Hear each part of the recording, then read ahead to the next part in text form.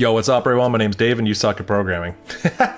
Yeah, it's been a long time since we've had that intro. What do you guys think? Do you guys miss it? Do you guys like it? Let me know in the comments. Today, I'm going to go over 10 tips or tricks or whatever you want to call them for debugging bash scripts. These are things that I actually use when I debug bash scripts.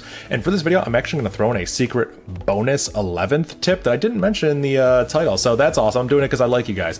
I'm not going to waste your time. Let's jump right into it. All right, so tip number one, I'm going to show you how to syntax check your bash script without actually executing it. So for this example, we're going to be on my Linux machine. This is a virtual machine I spun up just for this. And we have two scripts here. Take a look at this. Complex script and simple script, two bash scripts. You can run bash -n. Now this won't actually execute any code, it will just syntax check the code. So if we were to syntax check the complex script, there's no output, that's a good sign. If we look at the exit code, it exited 0, that's success. Complex script is at least syntactically correct. There might be bugs in it still, but it's syntactically correct. Bash knows how to execute it. If we were to run bash -n on the simple script, take a look at this. We get an error message, we get an exit code of 2, as you can see. So there was an error there. You can use bash -n to simply syntax check your script without actually even executing anything. Let's go take a look at the simple script and just kind of see what was going on here. We have if $1 equals foo, so we're checking if the argument the user gave us is set equal to foo, we'll print you gave us foo. Otherwise, we'll print uh-oh. And then we have end here. You notice how end is white? My syntax highlighter's kind of giving it away. Well, in bash, we don't want end. We want fi. So this will fix the script for us. So if we rerun bash -n simple script, look at that. There's no output. There's a 0 exit code. So this is successful.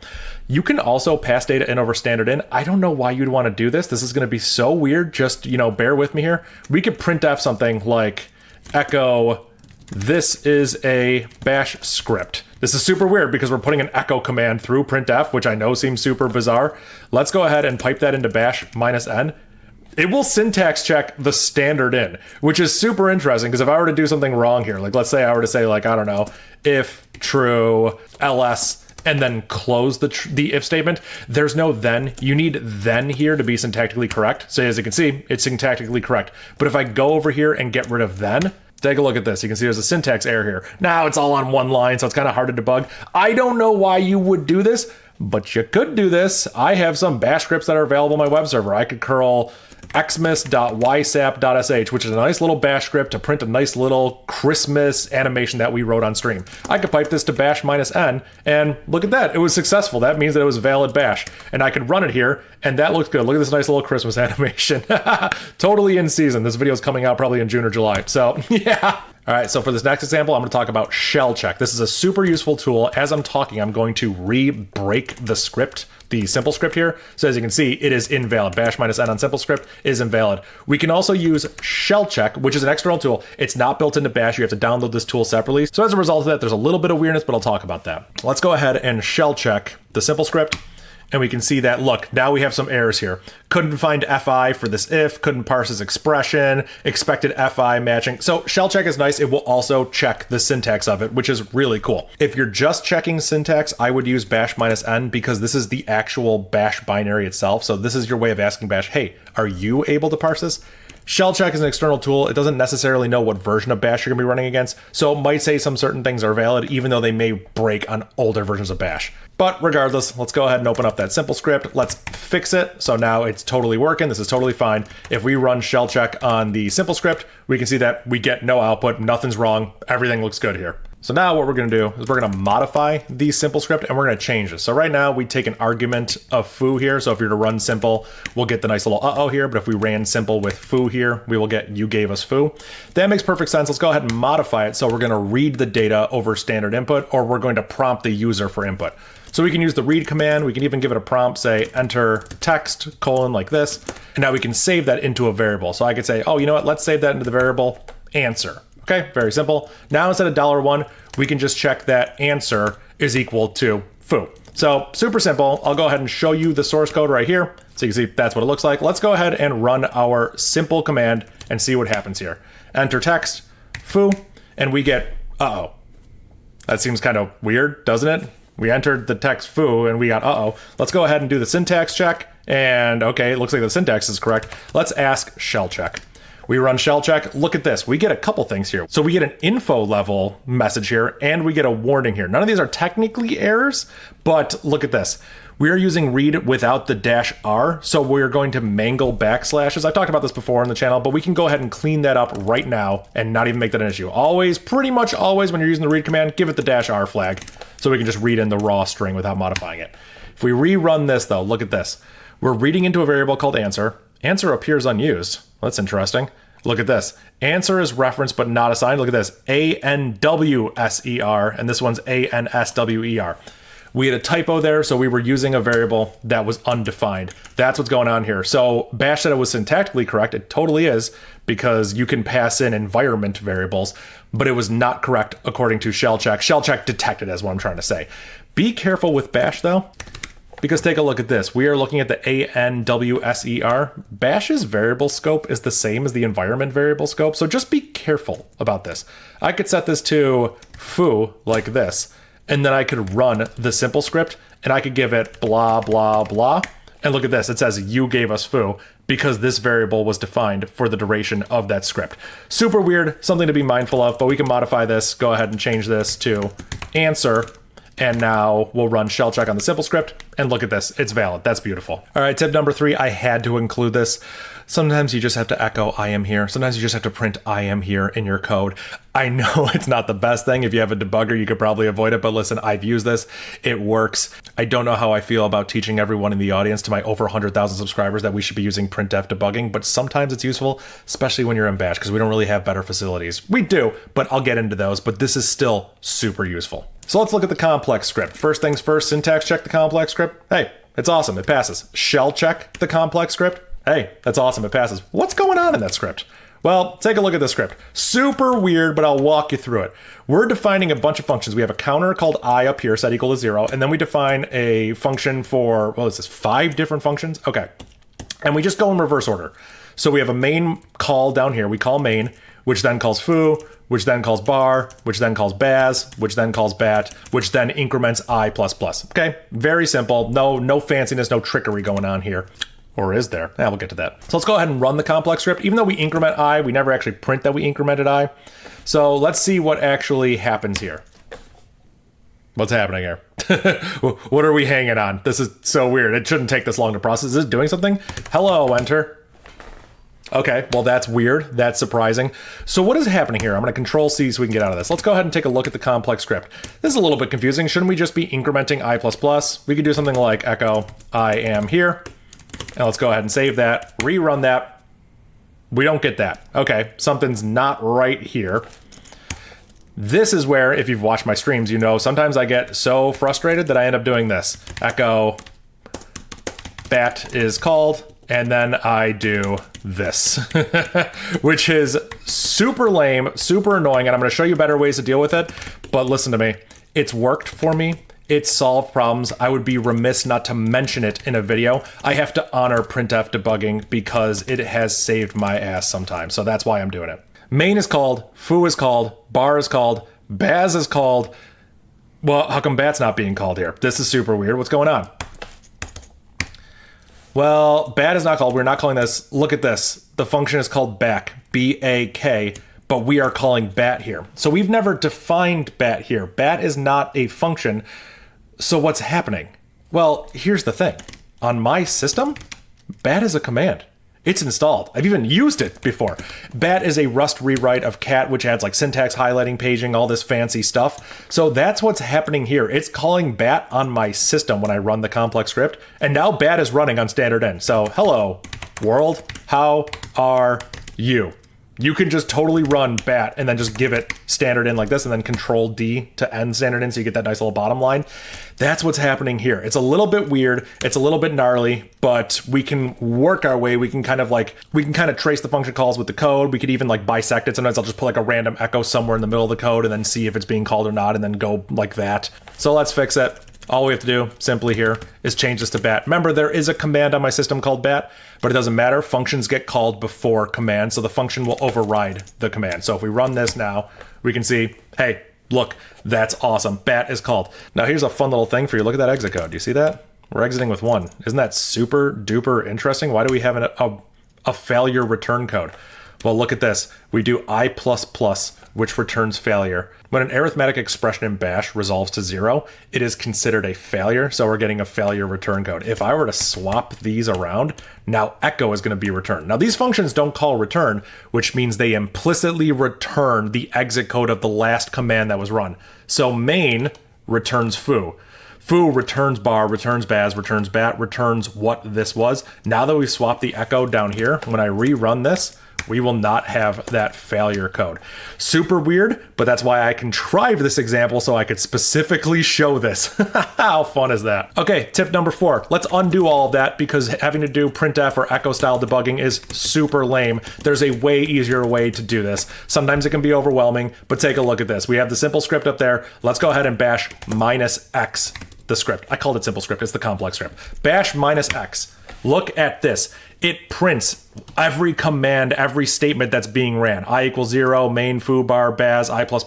It tells me every single thing that's going on. If I bash -x the simple script, we can see that it prints the read command that was ran. I can say hello, and then it checks to see if hello is equal to foo, and then it doesn't match, so it prints uh-oh. Bash -x is a super amazing way to debug bash scripts, and it works. And you can use it pretty much on any bash script. So for example, on my system, I have neofetch. You guys may have seen this tool. Super nice. Shout out Dylan, the original author of this. But here's the fun part. Take a look at this. Which neofetch? It is home Dave bin neofetch. And just to make sure that is the one that we are executing, yeah, you can see it's hashed to home Dave bin neofetch. That's super cool. Why am I doing this? Because what kind of program is it actually? So if we do a file on that, we can see that it is a born again shell script. It is a bash script. How beautiful is that? So we can actually just vim that bash script. There's a lot of code in here. It is a gnarly script. There's a ton of stuff that goes on it. We have 11,000 lines. So much. It is wild. So what we can do, if we were to, like, let's say we were having a problem with the script or something, we could run bash -x on it. And now look at this. It prints a whole bunch of stuff. Now it's a little bit gnarly. There's a lot going on here, but we can debug a bash script for free by running bash -x. Now this isn't super useful. This wasn't built for an operator to look at. This is sort of like, hey, dump everything to the screen and we can try our best to go through. So it's a very verbose dump. It's verbose when you don't want it to be, but when you actually need the information, it can sometimes be a little bit sparse, which is super annoying. So tip number 5, set -x and set +x. Because bash -x can be a little bit too verbose, we can actually turn it on and off during our program, like through the duration of the program. We could, let's say our bar function was giving us problems, we could set -x here and then set +x to turn it off. So we can turn on bash -x debugging and then turn it off right there. So if we go ahead and run our complex script now, we can see that we called baz, bat, and we increment, and the last thing that we ran was set +x because it shows it because it was verbose when it was turned on and then it's turned off. So we didn't get to see that main, foo, bar get ran. We just get to see baz, call bat, call I++. That's what we got to see. Baz, call bat, call I++. That's what's going on there. So with set -x and set +x, you can turn it on and off at runtime, which is super cool. You also have a variable you can modify. This works for bash -x. This works for the set -x, set +x. The PS1 variable, you may have seen it before. This is my prompt. This whole prompt is created with PS1. There's PS2. There's PS4. Take a look at this. We could change this to be like greater than, something like this, and then we could rerun the complex script. PS4 is what comes behind these debug lines that get emitted to the screen. So super useful. You can update it like this. You could do something like this in your script, and then you get some nice debug output just when you turn on set +x, set -x. So I've done this in scripts before where I want to hide set -x and set +x behind like options or something. So I could do something like this, like if -n trace, say the user gives us some sort of trace environment variable, then we can set -x and we can do PS4 equals this. So this seems kind of weird because the user could just call us with bash -x, but this does a lot of that for us and it abstracts the fact that it is a bash script from us. So trace equals 1, complex script. Look at that. We get this trace level logging, which is super nice, super convenient. You could hide this behind like a command line flag and make it accessible to the user calling your script without them having to be aware that it's a bash script. Who cares if it's a bash script or not? You get this nice logging to the screen. Now, before I continue, I do want to mention set-euo pipefail. You may have seen this. Some people recommend you do this in your scripts.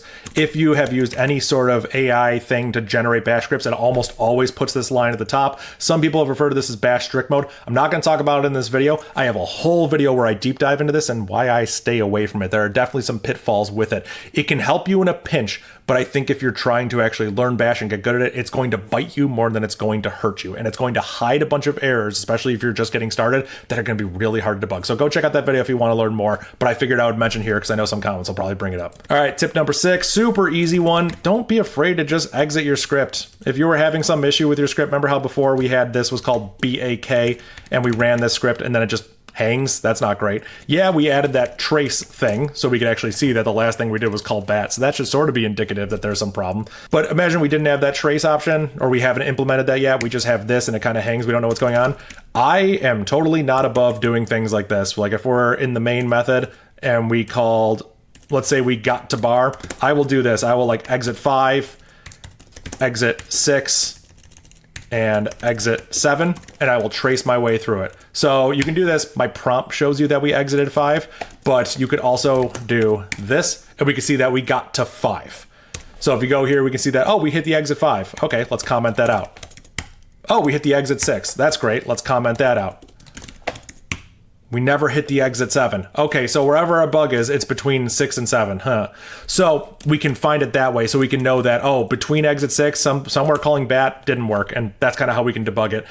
Your exit codes are between 0 and 255, so there are 256 possibilities. It's an 8-bit number, basically. So feel free to exit anything within those range, just for debugging purposes. This is like... Listen, this is like a step below printf style debugging, but sometimes, as I say in my streams when I'm writing scripts, or when I say in my videos that are over an hour long, sometimes I go, you know, we're here now.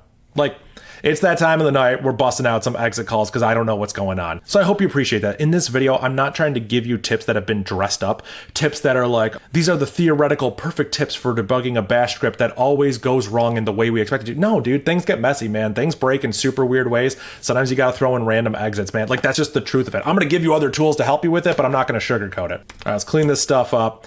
And let's talk about tip number 7. There is a super useful command. I've already talked about it, but if you run it on its own, set. Guess what this does? It's amazing. It prints so much crap to the screen. In fact, it even colorized it because some of my variables have colors in it. There is so much stuff going on. It dumps every single variable that I have set. Java Home is even set? I didn't even know I set that on this machine. Interesting, cool. There's a lot of stuff going on here. On top of that, it even prints functions that are set. So all of these functions are set. I have a function called args, I have a function called ASDF, I have an average function. There's so much stuff that's here. And I know some of them are outputting colors. Where do I do that? Is it in var dump? Yeah, var dump prints colors to the screen. So then it gets all messed up. Set is a super useful command to just dump every single variable and function that is set. So you might be thinking, okay, like why is that actually useful? Well, imagine if you were here. You knew your problem was here, right? You exit 7. You could say like, echo, we know the problem is here, dump state. And so you can think of this as sort of like dumping your entire state. So I can run the complex script. We get a whole bunch of stuff. We exited with 7, and we can see that this was the state of the script. Notice there's a lot less stuff there. A lot of the functions haven't been implemented, but I can see what functions exactly were defined while that script was running. So super useful to have that command in your tool belt. There's another one. I've showed you guys this command before. It's super useful. Declare -p. I can give it a variable name. So let's say user. Notice there's no $sign. This is a bash built in. This will tell me that declare -x user equals Dave. It'll print out a variable and it will tell me everything about it. This actually tells me that the variable's exported, meaning it's available as an environment variable. If I were just to say like a equals 5, declare -p, we can see that there's just a dash here. It's not exported. There's nothing special about this variable. If I declare -p on B, it's not found. There's no variable named P. Declare -p is super useful, but it's also useful because take a look at this. You can run it without any arguments and it will print every single variable that is assigned. This is just like running set. The only difference is you won't get the functions with it, but you will get information about the variable. So this is just another way to dump state of what's going on. So if you had something broken in your script and you didn't want to dump all the functions, maybe you didn't find that useful, we could run declare -p. And then when the script breaks, we will see exactly what functions were defined when we get there. This does include environment variables, so just be aware of that. But yeah, that's what's going on here. Super useful. Also, this is probably useful. There's also declare F for all of the functions that are defined, and then declare lowercase f for all the functions plus their implementation. So if we were in our complex script and we got here, we could declare -F here.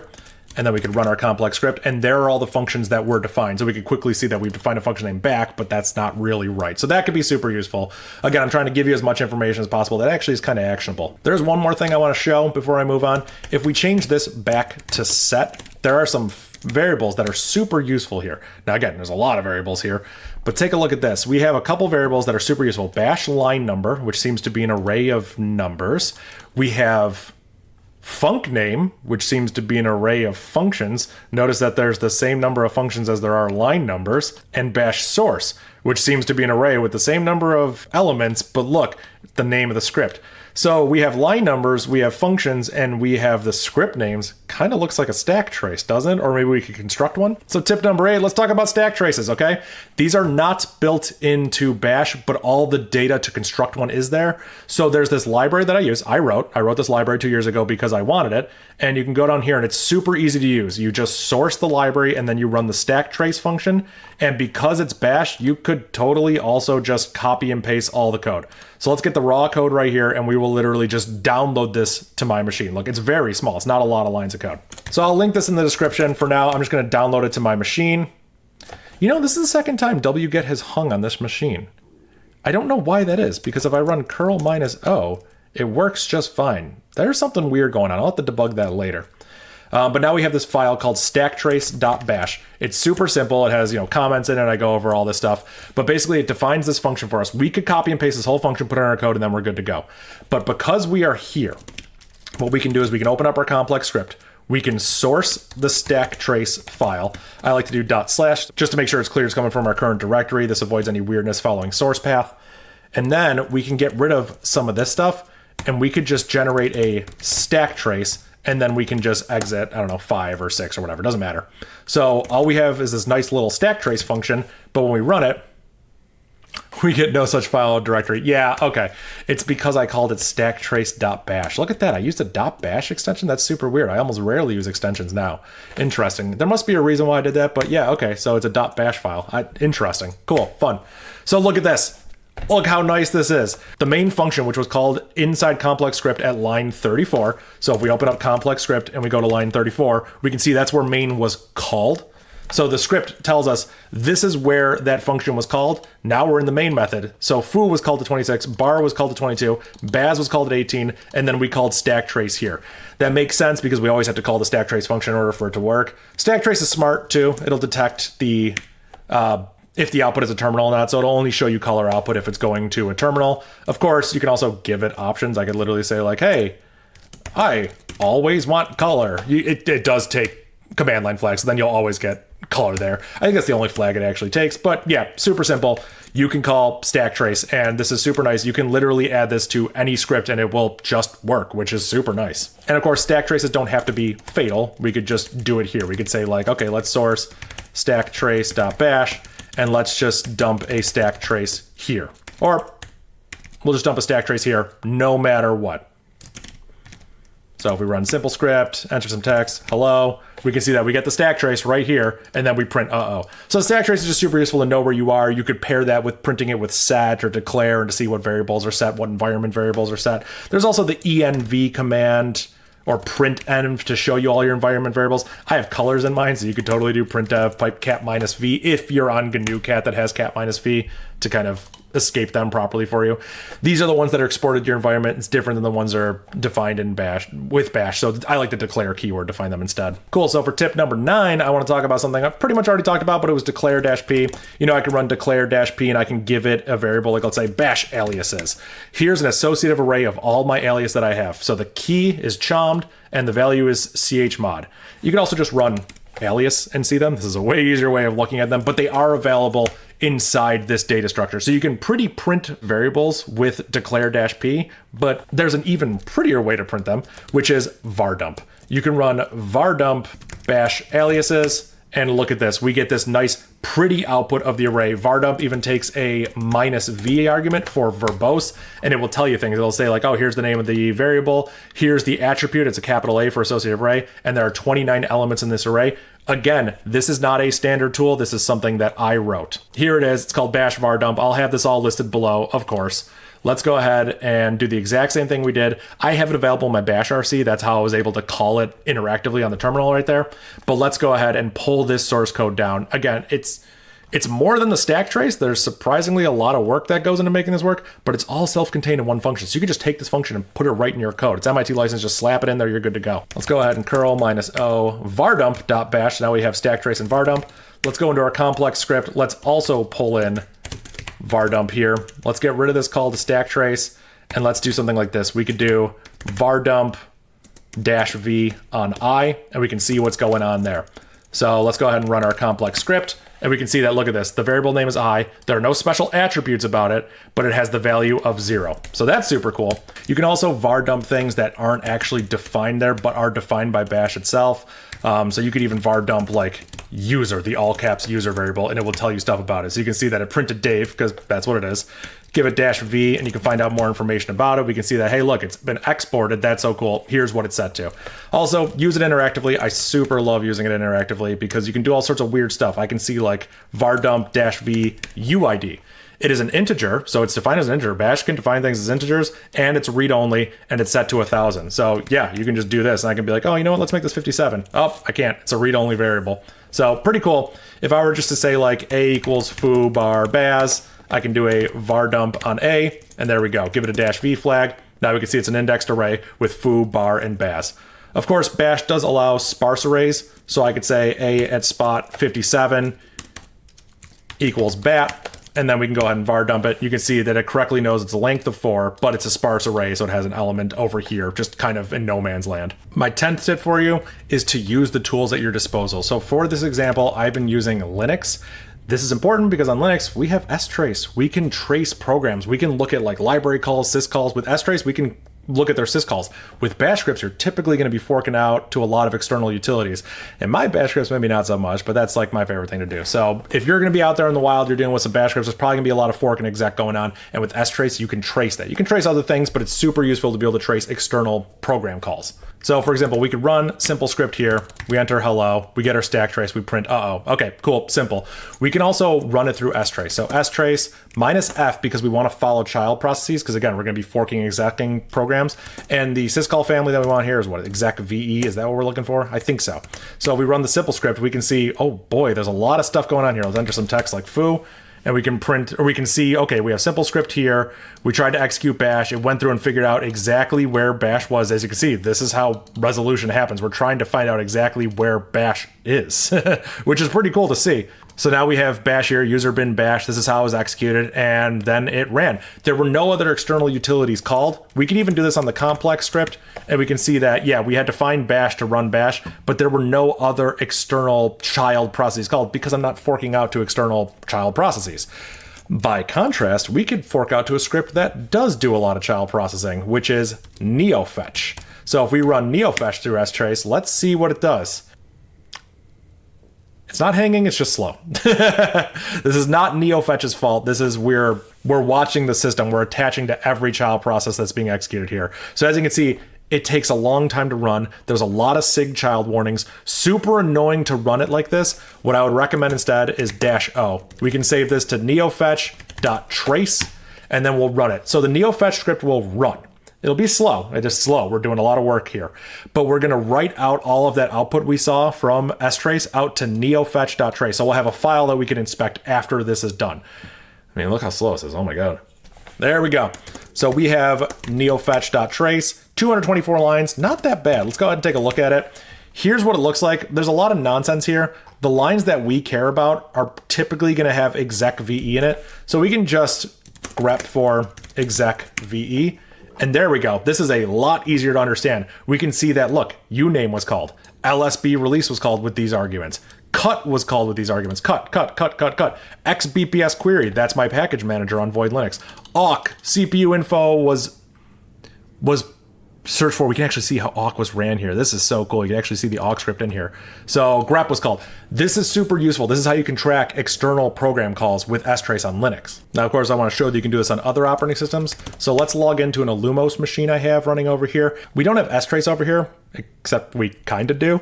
We do have an strace command. It's super weird because this will trip you up. I remember running this command and being like, that's how I realized I was on a Lumos and not on Linux. If you man strace, this is our print streams trace messages. I don't think I've ever used this command once, but instead we have truss. Very similar to strace, similar kind of idea. We do have dtrace on a Lumos, which can do a lot more across multiple processes because we're orchestrating the kernel really instead of like being process specific. We're actually tracing like at a kernel level, or depending on what we attach, we can attach to a process if we want to.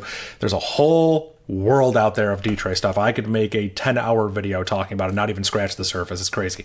But for now, we're going to use truss, which is a lot like strace. Very similar arguments too. We can give it -F to follow into the child processes, -E for the syscall family. We can just give it exec, and then we can just run the neofetch command. Again, we're not redirecting the output, so it's going to be. Oh, I put -E. Nope. -E is strace. This always trips me up. -E is strace. -T for truss. Yep, there we go. So there we go. Significantly faster, which is awesome. I'm not going to fault Void Linux. It was running through hardware virtualization. This is just running in a zone, so not a big deal. Significantly faster, but we're interwoven with the actual neofetch output. So it takes a very similar argument, neofetch.trace -O. So we can just run this. There we go. Neofetch ran. If we cat neofetch.trace, look at this. How awesome is this? We can see how it found the bash executable to run once it got bash. Uname, awk, uname. It doesn't print the arguments. I think that might be behind a flag. Is that -A? Let me double check. Show the argument strings that are passed in each. Yeah, okay. It's literally hidden behind a flag. strace doesn't have it, at least not that I'm aware of. You just put a -A here, and now when you run it, it will actually resolve the arguments. So there's more going on here. As you can see, there's more output, but we can see, okay, like here's the offset where the arguments start. We can actually resolve those as a string. So we can see kstat was ran with this argv. Awk was ran with this as argv. Package info was ran like this. PSR info was ran with PV and then V on its own. There's a lot of stuff going on here, which is just super cool to see. Cannot trace across exec of pertconf. I wonder why pertconf is special. That's interesting to me. I've used pertconf. It prints your config to like grep for mem, so I can figure out how much memory is on a system. So this VM has 2 gigs. So that's super interesting. PSR info is a really cool command. Gives you processor info, so I can do VP and see like, oh, here's the processor I have. It's a 32 core. I just copied and pasted that all in there. Whoopsies. So that's really cool. That's how you trace it. And bonus tip number 11, you ready for this? If you curl ysap.sh, which is my website, you can see that I have a Discord server. I want to open this up to people. If you're having issues with your bash scripts, you're having trouble debugging them, you want to hang out with a bunch of nerds who are also doing this stuff and who like bash and can possibly help you on your way, go check out the Discord. We have like a help channel. We have a bash channel. If you're wondering which one should be used for what, I'm not good at moderating Discord. So like, I don't know, just use whichever one you feel is right. But no, I'm being serious. If you're having issues with your scripts, feel free to jump over the Discord, ask people questions, stuff like this. If your script is sufficiently interesting for like a video, I may want to make a video going over your script if you're cool with it. Like if you have a cool script, I'm like, oh, this is really interesting, or this bug is really interesting. Do you mind if I use your script and actually like review it, or maybe even critique it, or maybe even rewrite it and improve it? If you're open to those kind of things, I want to do more content like that. I think it'd be useful to show real world scripts that people have and how I would go through and kind of like fix bugs, debug them, rewrite them, critique them, review them. So if you're interested in that and you have stuff to submit, I would say head over there, and if something is sufficiently interested, I'll take a look at it. I can't promise I'll look at everything, guys. There's already a lot going on in there. I just want to throw that out there. Then I think it'd be cool to like share scripts. So if you have a script in there that's not too gnarly, not too long, and not too system specific, because some people have scripts out there that are like specific to a system that no one's ever heard of. And like, Dave, do you want to look at this? I'm like, I'm not going to be helpful here. I have no idea what these commands do. But if you have something that you think would be like useful to other people or whatever, I'd be happy to take a look. So just dump it in there. I check the Discord from time to time, so I'll look through it. But yeah, if you have questions, go ask there. People are super nice. It's super friendly. It's a great community we're cultivating, so I love it. So yeah, that's it from me. That's all I got. Let me guys know how you felt about this content, if you guys enjoyed it. Of course, I got to give a shout out to my patrons over at Patreon. Thank you so much for your continued support. If you want your name at the end of my videos, go ahead and sign up for my Patreon. I got different tiers here. Take a look at this script. I print out your actual name. If you figure out how to copy over an ANSI escape code or sequence into your name, you can have color output like Jordan does, or you could completely make fireworks appear like Kieran did. You can also make a bunch of nonsense happen when you see dark space his name pop up. So yeah, I encourage people trying to break the script. I think it's super fun. Let me know what you guys think about this content. Let me know if these tips have been useful for you. Let me know what you guys want to see. I love reading the comments. I love seeing what you guys have to say. So yeah, I appreciate it. You guys are awesome. That's all I got. Let me know if you want shorter content like this. I say shorter. When I edit this, it's still probably going to be a long video. I have a tendency to yap. So that's all I got. Thank you so much for watching, everyone. Take care. Have a good night. See ya.